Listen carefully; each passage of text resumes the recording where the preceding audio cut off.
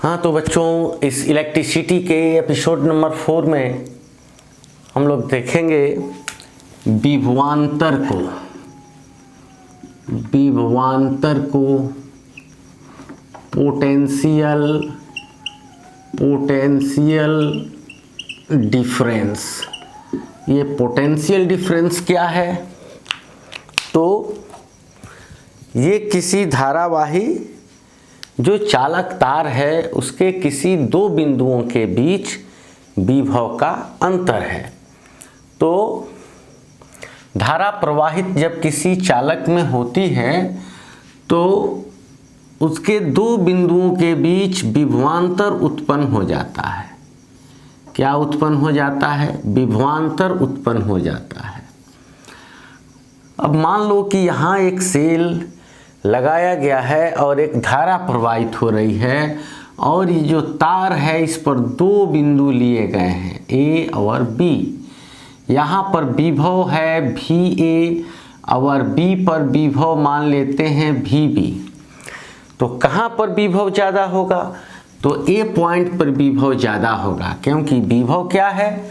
तो प्रति एकांक आवेश को घुमाने में किया गया कार्य है। तो यहाँ पर जो है, यहाँ पर कार्य ज़्यादा होगा और यहाँ से यहाँ तक आवेश को लाने में कार्य करना पड़ेगा। तो कार्य कम होते होते यहाँ कम होगा, तो यहाँ का विभव ज़्यादा होगा और यहाँ का विभव कम होगा। तो इसको डिफाइन करने के लिए हम लोग क्या कर सकते हैं कि ये कह सकते हैं कि किसी धारावाही चालक में, ठीक है, किसी धारावाही चालक तार में किन्हीं दो बिंदुओं के बीच विभव का अंतर क्या है? तो वो विभवांतर है। या ये कह सकते हैं कि किसी धारावाही चालक तार में प्रति एकांक आवेश को एक बिंदु से दूसरे बिंदु तक, यहाँ से यहाँ तक ले जाने में जो कार्य होगा वही कार्य इन दोनों बिंदुओं के बीच का विभवांतर कहलाएगा, VAB। तो V पोटेंशियल क्या है? तो W/Q है। यानी पॉइंट A से पॉइंट B तक ले जाने में, पॉइंट A से पॉइंट B तक ले जाने में जो किया गया कार्य निकाल देंगे किस पर? तो प्रति एकांक आवेश को दो बिंदुओं के बीच ले जाने में किया गया कार्य जो है वो उन बिंदुओं के बीच विभवांतर कहलाता है। तो प्रति एकांक आवेश, जैसे एक कूलम्ब आवेश को आप A से B तक ले जाते हैं और जितना काम करते हैं तो वो उनके बीच का विभवांतर हो गया। अगर एक कूलम्ब आवेश को यहाँ से यहाँ तक ले जाने में 10 जूल का काम करते हैं तो इसका मतलब कि बिंदु A एवं बिंदु B के बीच का जो विभवांतर है वो कितना है? तो 10 वोल्ट का है। तो इसका यूनिट क्या होता है? तो इसका यूनिट हो जाएगा कार्य का जूल और आवेश का कूलम्ब, यानी जूल प्रति कूलम्ब। जूल प्रति कूलम्ब को हम लोग क्या कहते हैं? तो वोल्ट भी कहते हैं। क्या कहते हैं? तो वोल्ट भी कहते हैं।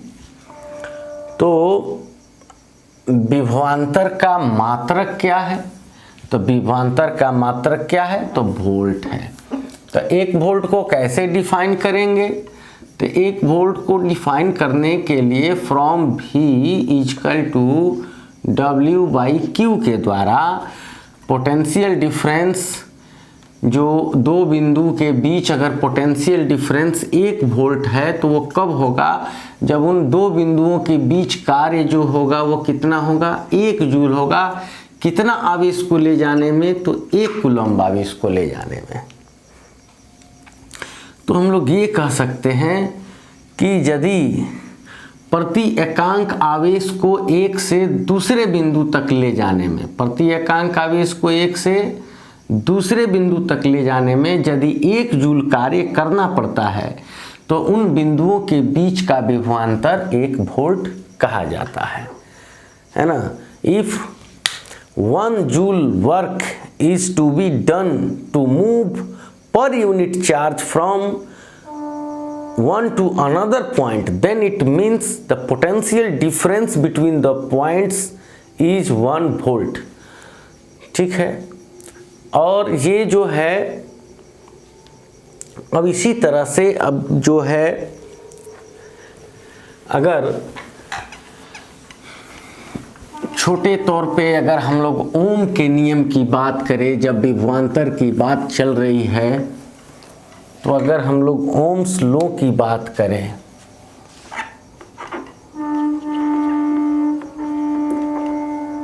ओम का नियम,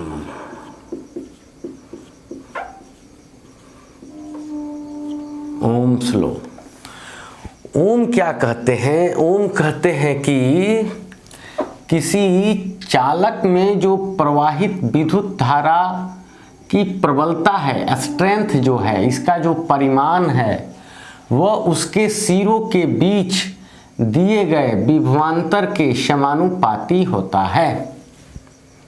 ठीक है? जब तक उस चालक की भौतिक अवस्था जैसे ताप नहीं बदले, यानी strength of current passing through a conductor is to be directly proportional to the given potential at the ends of the conductor when its physical condition as temperature does not change। तो किसी चालक में जो प्रवाहित विद्युत धारा का परिमाण है वह किसके समानुपाती होता है? तो विभवांतर के।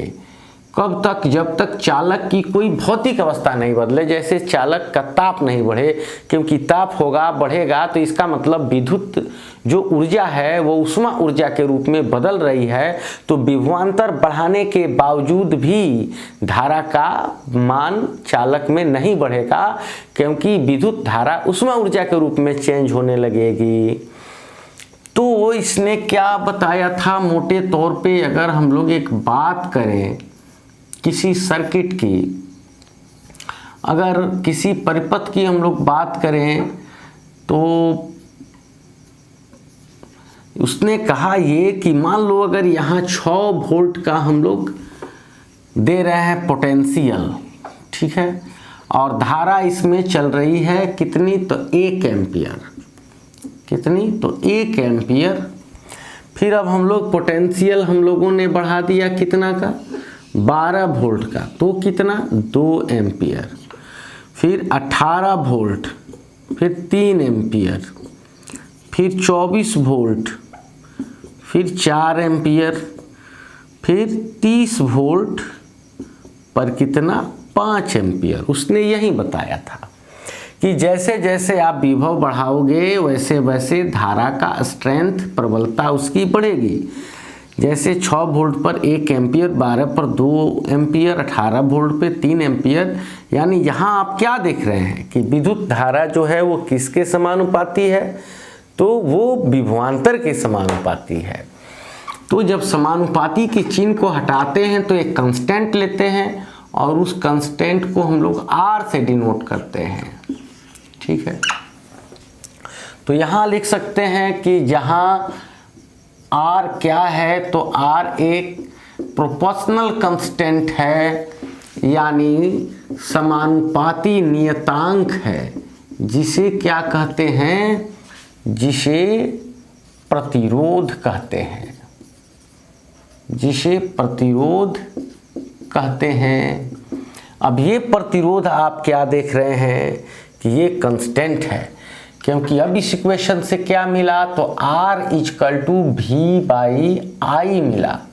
अब V/I, जैसे अब यहाँ ये V है और ये I है, ठीक है, तो V/I इक्वल टू R। तो V यहाँ कितना है? 6 वोल्ट, I कितना है? 1 एम्पियर। तो R क्या? 6। फिर यहाँ V कितना है? 12 वोल्ट, और A कितना है? 2 एम्पियर। तो क्या 2 6 जा, तो फिर 6 ओम। तो प्रत्येक स्थिति में क्या आएगा? तो ये कांस्टेंट आएगा 6 ओम। ठीक है, कब तक? जब तक चालक की भौतिक अवस्था नहीं बदले, यानी उसका ताप नहीं चेंज हो। तो अगर उसका इलेक्ट्रिक करंट ताप में बदलना शुरू होगा तो फिर ये कंडीशन नहीं होगा, क्योंकि मान लो अब सबसे पहले प्रतिरोध पर थोड़ा सा और बात करते हैं। प्रतिरोध क्या है? तो प्रतिरोध जो है वह चालक पदार्थ के अणुओं का एक विशेष गुण है जो इलेक्ट्रॉनों के चलने का विरोध करता है।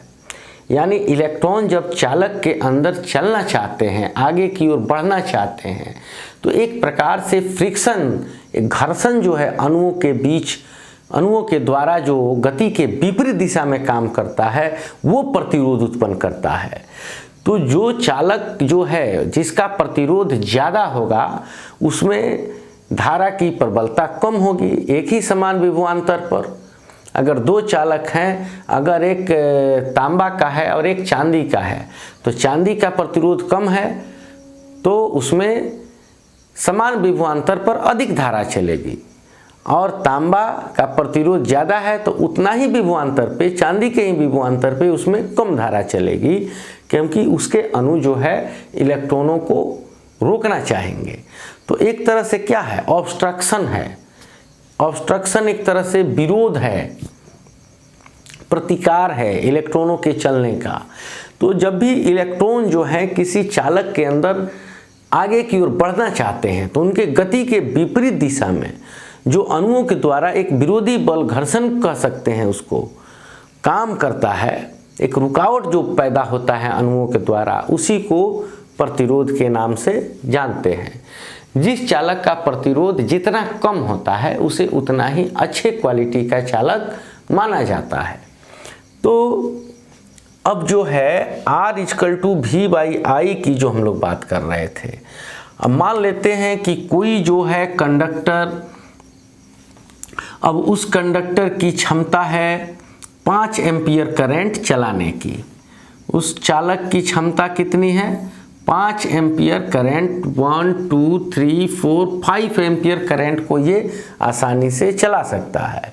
तो वो कंडक्टर इस ओम के नियम का फॉलो करता रहा, यानी 6 वोल्ट का बैटरी आपने दिया उसको, तो उससे 6 वोल्ट का विभवांतर रखा तो 1 एम्पियर का धारा उसमें चला। 12 वोल्ट का विभवांतर आपने दिया तो 2 एम्पियर का चला। उसी तरह आप बढ़ाते गए और 30 वोल्ट पर उस चालक में कितनी धारा चलने लगी? 5 एम्पियर। अब आप क्या करते हैं कि अब उसको 36 वोल्ट कर देते हैं, तो उसमें अब आपके हिसाब से कितनी धारा चलनी चाहिए? तो 6 एम्पियर की धारा चलनी चाहिए, लेकिन फिर भी आप देख रहे हैं कि 5 एम्पियर ही चल रहा है।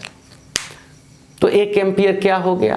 तो अब आप तार को छू कर देखेंगे तो तार आपको गर्म लगने लगेगा। इसका मतलब हुआ कि 6 वोल्ट का जो विभवांतर है, जिसके कारण 1 एम्पियर की जो धारा बनी, वो जो है उष्मा ऊर्जा के रूप में बदल गई, और विभवांतर बढ़ाने के बावजूद धारा का मान नहीं बढ़ा।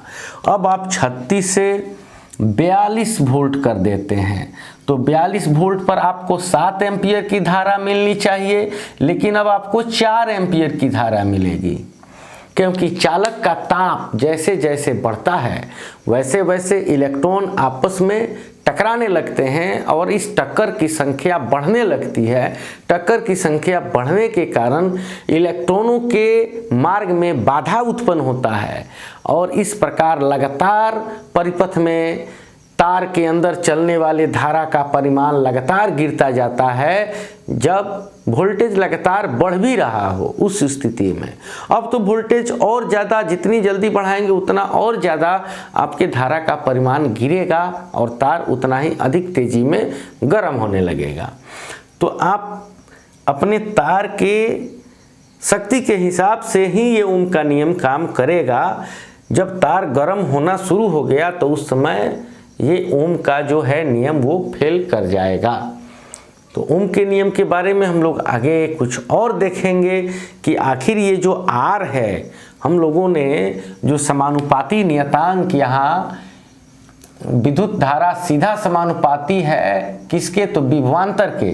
तो यहाँ कांस्टेंट हम लोगों ने किसको मान लिया? आर को। अब हम लोगों को ये साबित करना होगा कि क्या ये प्रतिरोध जो आर है वो कांस्टेंट है कि नहीं है। कहने का मतलब कि आर क्या धारा के मान पर निर्भर करता है? क्या विभव के मान पर निर्भर करता है? बिल्कुल नहीं। प्रतिरोध का मान धारा के मान पर निर्भर नहीं करता है। प्रतिरोध का मान विभवांतर के मान पर निर्भर नहीं करता है। यह एक अचर राशि है। यह चालक की लंबाई पर भी जो है उस पर निर्भर करेगा, चालक के क्षेत्रफल पर निर्भर करेगा और चालक के ताप पर निर्भर करेगा। लेकिन ये जो है विद्युत उसमें प्रवाहित होने वाली धारा पर निर्भर नहीं करेगा। किसी चालक का जो प्रतिरोध है उसके संबंध में हम लोग और आगे डिटेल में देखें।